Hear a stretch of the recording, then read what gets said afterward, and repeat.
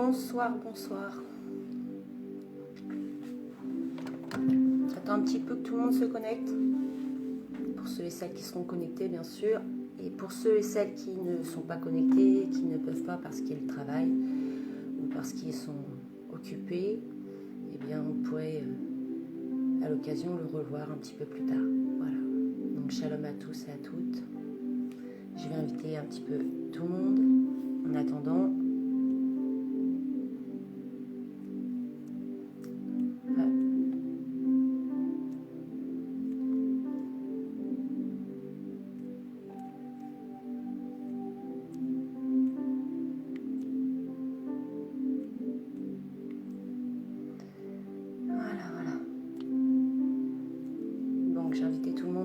excusez-moi, on va attendre un petit peu. Bonsoir ma soeur Mila. Comme d'habitude, la sentinelle toujours fidèle à son poste. On attend un tout petit peu, on attend un petit peu. Voilà, on met un petit peu de louange. Instrumentale, bien sûr.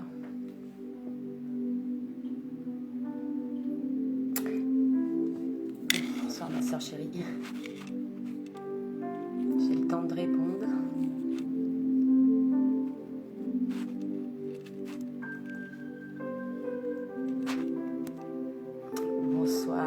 Ma petite sœur Souad que je vois connectée aussi.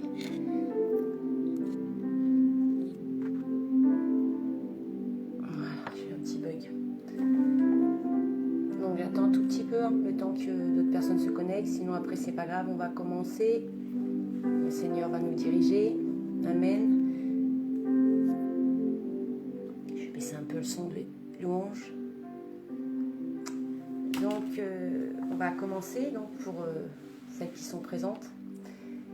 Voilà, ce soir le sujet en fait c'est le salut des âmes, un sujet dans ce direct que nous allons aborder bien sûr, et bien comprendre en fait ce dont l'Esprit de Dieu a à nous parler. Il faut savoir que ce sujet, il ne m'a pas été inspiré pour une fois aujourd'hui, on va dire la vérité, il m'a été inspiré par ma sœur Mila, qui l'a reçu de la part de notre Seigneur Jésus, qui compte, qui compte beaucoup pour moi aussi, cette sœur, parce qu'elle me révèle beaucoup de choses aussi, et est inspirée aussi par le Seigneur, comme toutes mes sœurs, bien sûr, avec qui je peux discuter dans les groupes, ou bien sur Facebook, partager des commentaires, des liens bibliques.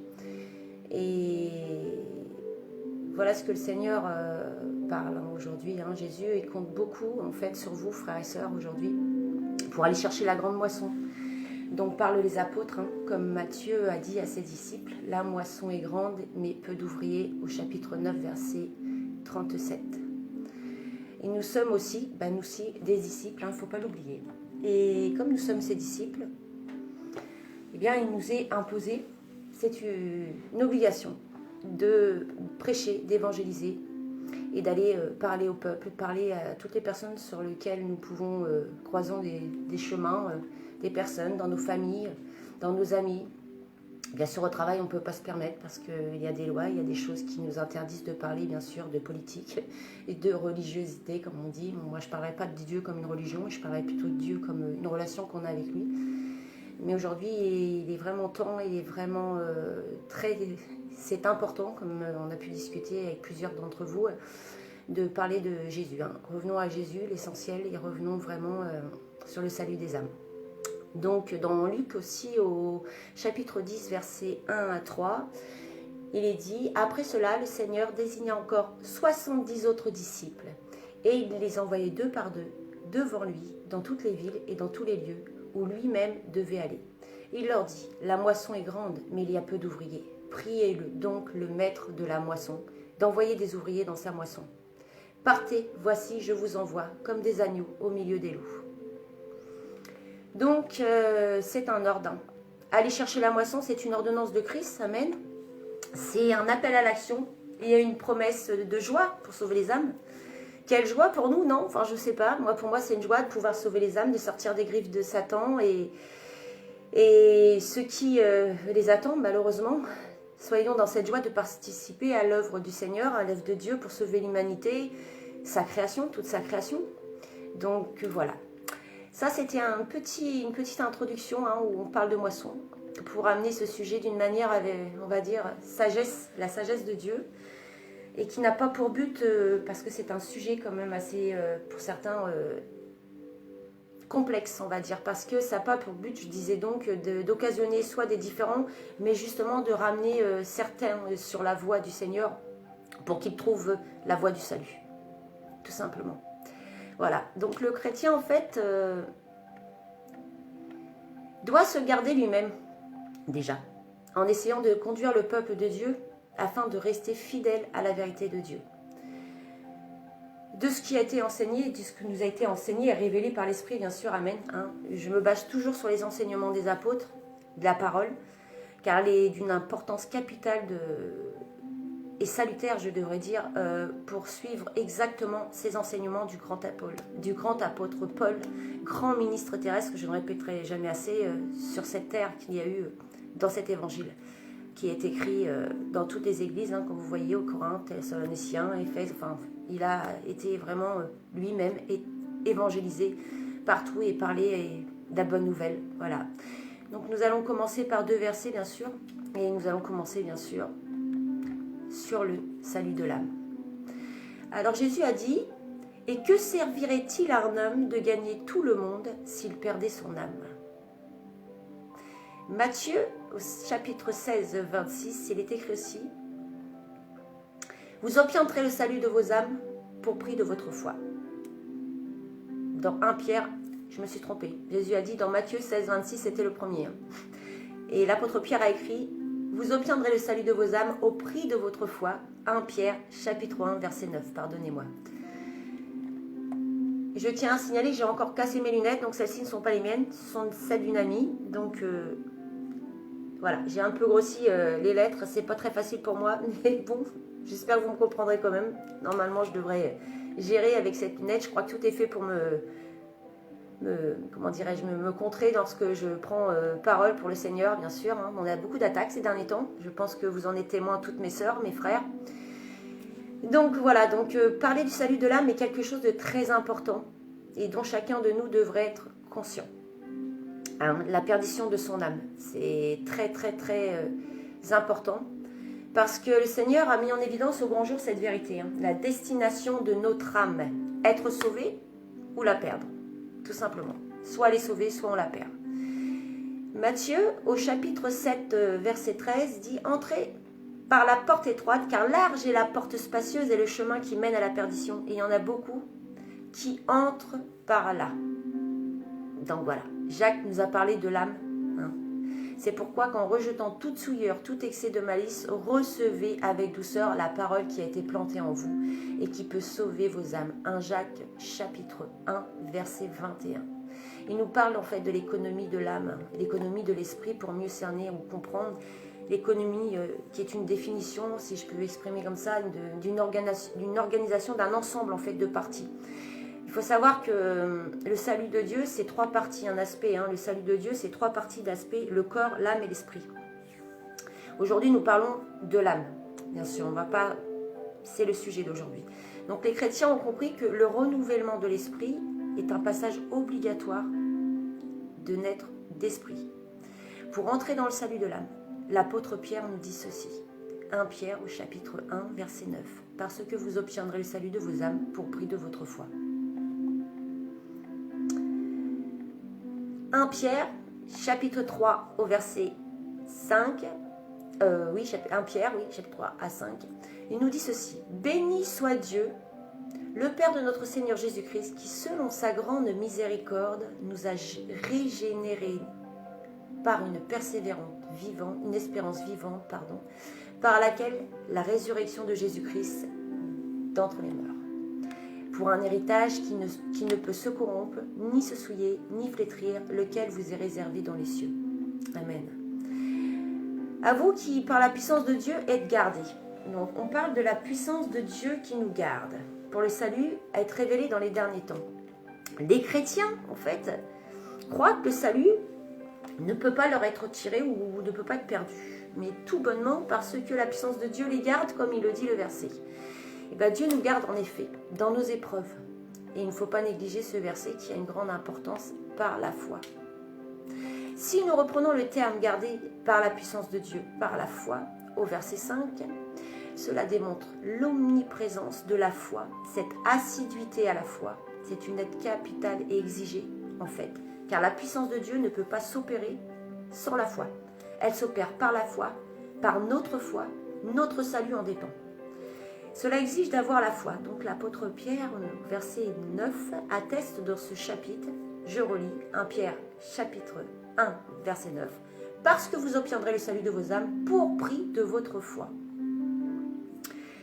Plusieurs versets bibliques, dont je vais vous en citer quelques-uns, là j'ai pris un exemple bien sûr. Habakkuk, au chapitre 2, verset 4, où dit « Voici son âme s'est enflée, elle n'est pas droite en lui, mais le juste vivra par sa foi. Éphésiens, chapitre 2, verset 8, « Voici son âme s'est... Car c'est la grâce que vous êtes sauvés par le moyen de la foi, et cela ne vient pas de vous, c'est le don de Dieu. » Pardonnez-moi, j'ai un peu de mal, c'est pas mes lunettes. Mais aussi, Galates, chapitre 3, verset 11, « Que nul ne soit justifié devant Dieu par la loi, c'est évident, puisqu'il est dit, le juste vivra par la foi. » Donc, le juste vivra par la foi. Si aux Romains aussi, chapitre 1, verset 17. Dieu nous donne le salut. Et il donne le salut aux hommes qui ont la foi. Lorsque l'homme perd la foi, il perd son salut. Obligatoirement. Le verset a trop souvent été pris comme exemple, en fait, avec une certitude que lorsque nous sommes en Christ, tout est permis. Il suffit de croire et c'est suffisant. Bien non, c'est faux, c'est faux. Il est donc maintenant d'aucune condamnation pour ceux qui sont en Jésus-Christ. Certes, mais au chapitre Romains 8.1, pardonnez-moi de lire la suite de ce verset, « Lequel ne marchant point selon la chair, mais selon l'esprit. » Ou dont une autre version de Louis II 21. « Il n'y a donc aucune condamnation pour ceux qui sont en Jésus-Christ, qui ne vivent pas conformément à leur nature propre, mais conformément à l'esprit. » Donc on oublie souvent la suite de ce verset. Ne pas marcher selon la chair, mais par l'esprit en fait. Donc si on comprend bien, c'est qu'il faut marcher selon l'esprit, non selon la chair. Si vous vivez ou si on vit par la chair, on meurt, voilà. Le verset aux Romains nous dit, si vous vivez selon la chair, vous mourrez. Mais si par l'esprit vous faites mourir les actions du corps, vous vivrez. Romains chapitre 8, verset 12. Au verset 13, car tous ceux qui sont conduits par l'Esprit de Dieu sont fils de Dieu. Verset 13. Galates, chapitre 5, verset 19 à 21. Or, les œuvres de la chair sont manifestes. Ce sont l'impudicité, l'impureté, la dissolution, l'idolâtrie, la magie, l'inimitié, les querelles, les jalousies, les animosités, les disputes, les divisions, les sectes, l'envie, l'ivrognerie, l'excès de table et les choses semblables. Je vous dis d'avance, comme je l'ai dit, que ceux qui commettent de telles choses n'hériteront point du royaume de Dieu. Donc, on ne peut pas plaire. En effet, ma sœur Mila, je vois des petits commentaires. Donc, oui, sans la foi, ma sœur, on ne peut pas lui plaire. Tout à fait. Donc, je partage les commentaires quand je peux les lire. Donc, un chrétien qui vit alors par la chair et par son propre moi, en fait, ne peut pas prendre la décision d'abandonner la chair, avoir la victoire, et continuer à vivre comme un homme, en fait, se laissant guider par des attachements, des passions malsaines, idolâtrées, des choses qui sont ni de Dieu et qui n'entrent pas dans les ordonnances bibliques, qui sont exigées d'entrer qui exigent en fait ces ordonnances d'entrer dans le royaume de Dieu, de recevoir le salut de Dieu pour son âme. Voilà. Si ces agissements persistent dans la vie du chrétien, s'il continue à vivre comme il vivait avant avoir reconnu Jésus, mourant avec lui dans les eaux du baptême et ressuscité avec lui, il ne pourra pas obtenir le salut de son âme. Rien ne souillé n'entrera dans le royaume de Dieu, la Bible dit au verset de l'Apocalypse 21, au chapitre 27. La fin des temps, rien de souillé ne peut rentrer dans le royaume, c'est impossible. Donc, tout ce que je lis, c'est la parole, c'est la vérité. Je ne mens pas. C'est la parole qui le parle, c'est la parole qui parle. Tout est à la gloire du Seigneur, comme d'habitude. Je dis toujours, tout ce que je peux parler, je prends toujours les références de la Bible, des apôtres, de ce que la Bible nous a inculqué, nous a appris, nous a enseigné par les apôtres, par les prophètes, par tous ceux qui ont existé avant nous, qui ont écrit ces saintes écritures, qui ont été inspirées de Dieu lui-même, de son esprit. Donc rien d'impur ne pourra entrer dans cette ville. Les gens commettent des actions horribles et les menteurs n'y entreront pas non plus. Mais ceux qui ont le nom écrit dans le livre de vie de l'agneau, ceux-là seulement pourront y entrer. Il part de la nouvelle Jérusalem, le royaume céleste. Ce n'est pas moi qui le dis, mais c'est la parole. Nous devons donc marcher dans la sainteté, dans la soumission. Le temps approche et ceux qui ont reconnu Jésus comme sauveur devenu chrétien signifie de saisir un nouvel entendement, c'est-à-dire de prendre résolution de servir Dieu. Voilà ce que dit l'apôtre Paul quand il parle aux Éphésiens. Il s'agit de vous défaire de votre conduite d'autrefois, c'est-à-dire de l'homme ancien corrompu par les convoitises qu'il entraînait dans l'erreur. Laissez-vous renouveler par la transformation spirituelle de vos pensées. De votre pensée. Revêtez-vous de l'homme nouveau, créé selon Dieu dans la justice et la sainteté conforme à la vérité. Paul a écrit ceci également, Romains chapitre 6, verset 6. Sachant bien que notre vieil homme a été crucifié avec lui, afin que le corps du péché fût détruit, pour que nous ne soyons plus esclaves du péché. Donc il exprime la condition que nous devons remplir pour être unis à Christ, tout simplement. La condition, c'est que ça veut dire tout simplement la formalité. Le terme, une condition, c'est une formalité, l'exigence, le règlement, donc une ordonnance de la parole dit, c'est une obligation pour être uni à Christ. Je pense que Paul est clair dans ce qu'il a spécifié dans la Bible, qui a été écrit. Si notre vieil homme a été crucifié avec lui, nous devons agir, parler, tout doit être à sa gloire. On oppose la parole, on ne s'oppose à la parole, sachant que Christ est la parole et la Bible qui a été inspirée de son esprit, de Christ. Si un chrétien repart dans sa vie ancienne, à son ancien entendement, qu'il aime le monde, qu'il prend plaisir à ses convoitises et qu'il perd alors son salut, il faut vraiment qu'un entendement comme celui-ci n'ait pas sa place dans le royaume de Dieu. C'est pas possible. Dieu ne peut pas cautionner ça, il ne peut pas accepter ça. Même si nous sommes sous la grâce, nous ne pouvons pas continuer à vivre avec notre vieil homme, à convoiter les choses du monde, à convoiter les choses de la chair. Donc il faut la repentance sincère et revenir véritablement à Dieu. Sans tarder, car il trouvera le salut, bien sûr, cette personne qui retournera au Seigneur, qui priera, qui se repentira devant le Seigneur. Il retrouvera son salut, bien sûr. Mais malheureusement, ce chrétien aura perdu beaucoup de temps. Important. Très important même, car dans les plans de Dieu, en fait, quand il aurait pu pour grandir dans sa foi, en fait, cet homme ou cette femme, et de bénéficier des bénédictions, en fait, et des dons que Dieu avait pour son bien-être, pour son plan, pour son dessein qu'il avait prévu dès le commencement pour lui, en fait, cette personne-là, elle perd du temps. Elle perd du temps. Et surtout pour œuvrer pour le royaume et faire la joie de son Père céleste. C'est une grâce que nous avons été choisis, c'est un bonheur que le Seigneur nous ait choisis. Mais vous devez œuvrer pour le Seigneur. Et il vous a choisi. C'est pas vous qui l'avez choisi, c'est lui qui vous a choisi. C'est une bénédiction, c'est une grâce que le Seigneur vous a fait. Donc tenons ferme, persévérons et maintenons-nous sur ce que les apôtres nous enseignent, sur ce que le Seigneur nous enseigne. Soyons enracinés et fondés en lui et affermis par la foi d'après les instructions qui nous ont été données, comme dit Paul aux Colossiens, chapitre 20, versets 6 à 7. À présent, je désire vous partager aussi un témoignage de ma sœur Mila, de la vision que Mila a reçue par le Seigneur. Et je vais vous faire écouter un petit audio. Vous me laissez juste 2 petites minutes pour vous faire écouter. Je vais couper la louange, mettre mon home cinéma pour pouvoir vous transmettre le message de ma sœur Mila. Donc voilà.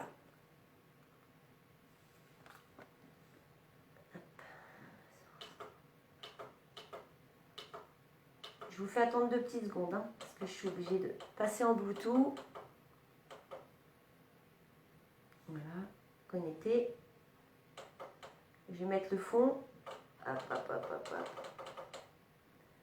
Ah, il en faut, il faut faire des choses pour œuvrer pour le Seigneur. Donc, je vous fais écouter ma sœur Mila. Écoutez son témoignage. Bonjour frères et sœurs en Christ. Voilà, j'ai eu à cœur de partager le fardeau que Dieu a déposé sur mon cœur le concernant lui. Oui, lui, le roi des rois, le Seigneur des seigneurs, le Dieu tout-puissant. Afin que vous compreniez combien cher à son cœur, ses âmes, sa création, son chef-d'œuvre, qui hélas prennent un mauvais chemin et se détournent et glissent chaque jour, chaque instant, chaque seconde en enfer. On n'a pas idée de la souffrance que notre Père Céleste a sur le cœur. C'est pour cela qu'il est impératif de toujours prier, intercéder, prêcher, en toute occasion favorable ou non. Parce que le Maître est à la porte, son retour est imminent. Et après, comme avec Noé, la porte sera fermée et il sera trop tard, trop tard. C'est maintenant le temps favorable du Seigneur. C'est maintenant et non demain, puisque le retour du Maître est imminent. Je voudrais donc en même temps vous partager de vos expériences que le Seigneur a permis que je vois, pour vous avertir combien les âmes sont en danger si nous ne venons pas à leur secours. Il est arrivé que plusieurs fois, très tard dans la nuit, le Seigneur me donna des visions, quelques-unes, où je voyais toujours la même chose, des âmes, fond de la mer en fait, des personnes qui étaient là, et je voyais que leurs mains qui s'étendaient vers le ciel, comme un appel au secours. Et j'ai compris que le Seigneur disait justement de prier, d'intercéder. Donc, je sais ce que j'ai fait, j'ai beaucoup prié, mais c'est aussi un appel que Dieu m'a donné justement pour témoigner que nous devons prier pour tous ces hommes perdus, qui s'en vont vraiment dans le chemin de la perdition, comme je l'ai dit auparavant, et que Dieu compte sur nous. Il a besoin de toi, mon frère, ma sœur, qu'importe tes sujets actuels, ta préoccupation c'est le salut de ton prochain, hein, parce que sa vie est entre tes mains, hein, quelque part. Dieu nous demande de prendre notre part de responsabilité dans ce domaine. Et ils ont besoin de nous. Comment entendons-ils parler s'il n'y a personne qui prêche? Hein? Nous avons cette responsabilité, puisque sinon on nous dit d'aller vers eux. Voilà, mes chers frères et sœurs, je ne suis pas là pour vous jeter la pierre ou vous condamner.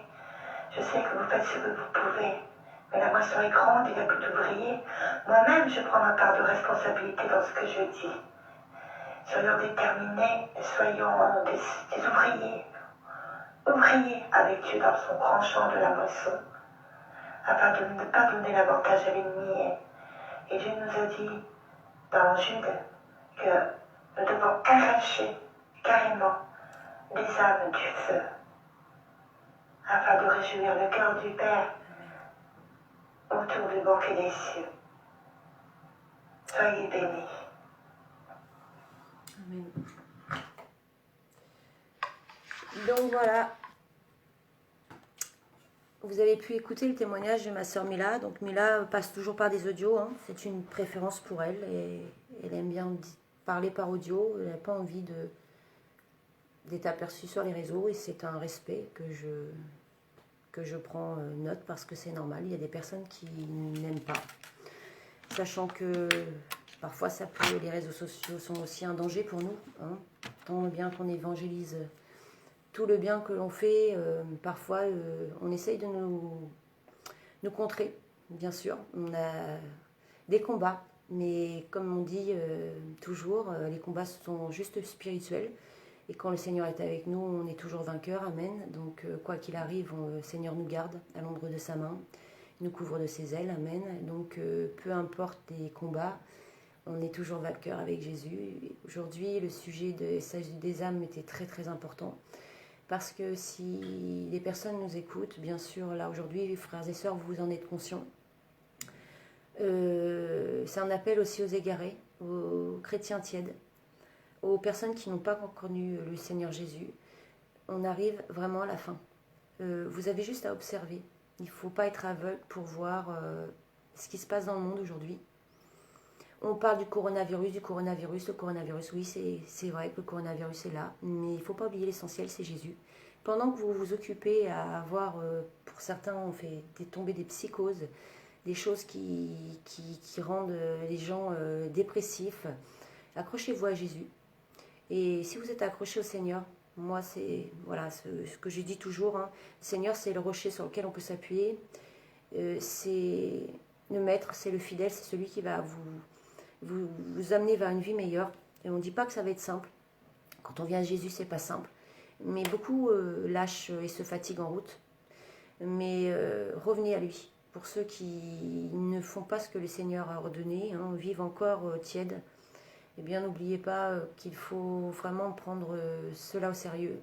Prendre les messages prophétiques qu'il y a ces derniers temps sur les réseaux sociaux, plutôt qu'aller regarder des choses qui vont vous rendre dépressif, qui vont vous démoraliser.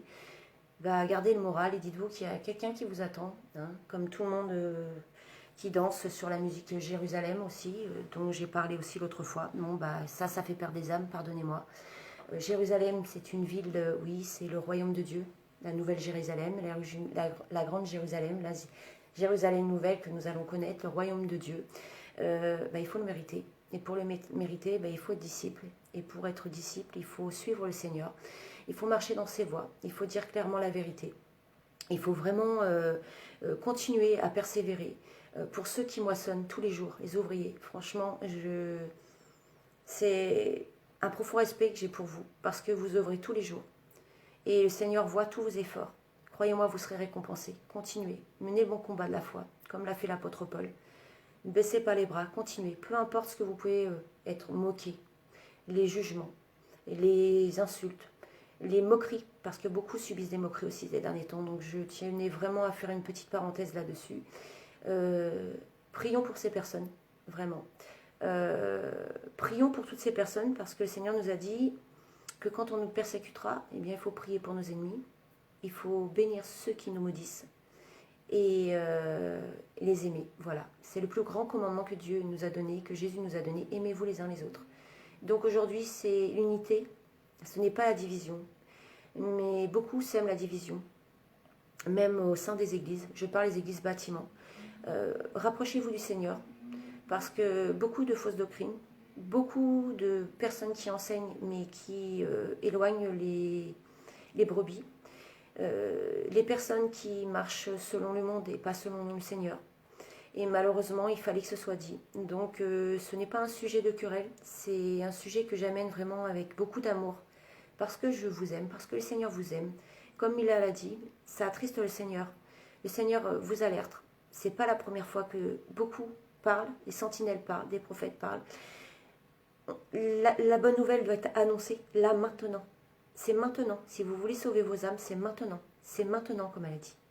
Mila, le Seigneur a dit, c'est maintenant. N'oubliez pas que vous êtes perdus dans des choses du monde, mais que le Seigneur voit tout ce qui se passe. Rien ne peut lui être caché. Donc, comportez-vous comme deux disciples, les disciples du Seigneur, être unis avec lui, marcher comme lui, parler comme lui, penser comme lui. Nous sommes imparfaits, certes, nous ne serons jamais parfaits, mais par contre, nous ne pouvons plus marcher selon la chair, marcher selon l'esprit et la vérité. Voilà. Soyez bénis. Merci pour toutes les personnes qui écoutent ce message, pour celles qui l'écouteront plus tard. Je vais terminer ce direct par la prière et puis vous dire à très vite.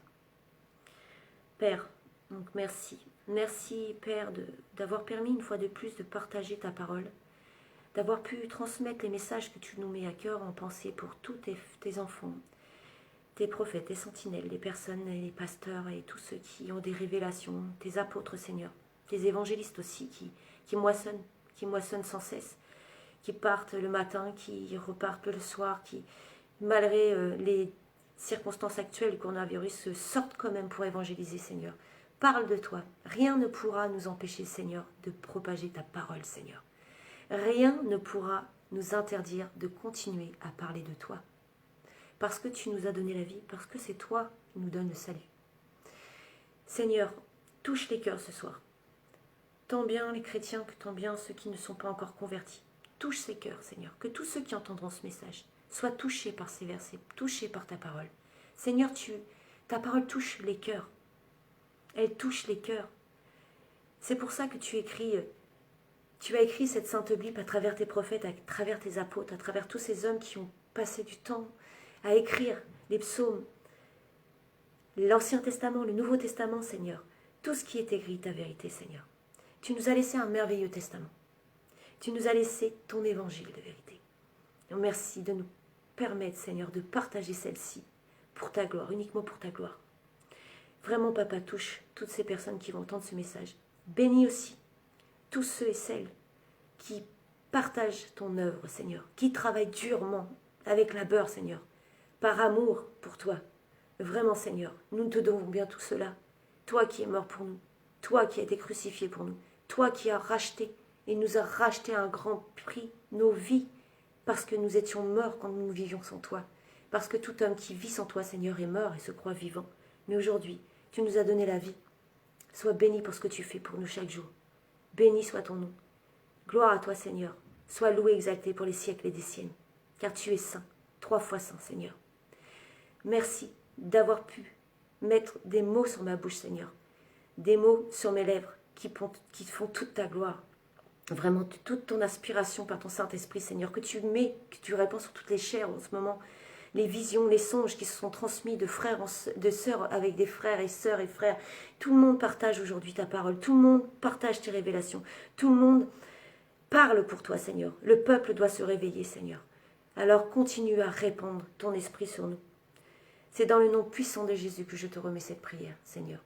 Te demandant pardon si j'ai dit, si j'ai pensé, ou si j'ai parlé et dit quelque chose qui ne t'a pas plu, Seigneur, je te demande vraiment pardon. Vraiment, Seigneur, merci de me permettre de parler pour toi. Merci de m'avoir choisi. Merci d'avoir choisi tous ceux que tu as choisis, Seigneur, qui puissent faire une grande moisson et qui puissent continuer à aller chercher ces âmes perdues, toutes ces personnes qui sont perdues, qui ne savent plus où ils vont, qui sont persécutées, qui sont malmenées dans ce monde, Seigneur, qui ne t'ont pas reçu encore. Merci, Papa, pour toutes ces âmes, pour toutes celles que tu arracheras de l'enfer, des flammes. Amen. Dans le nom puissant de Jésus. Voilà, frères et sœurs, shalom. Merci pour vos encouragements et à très vite.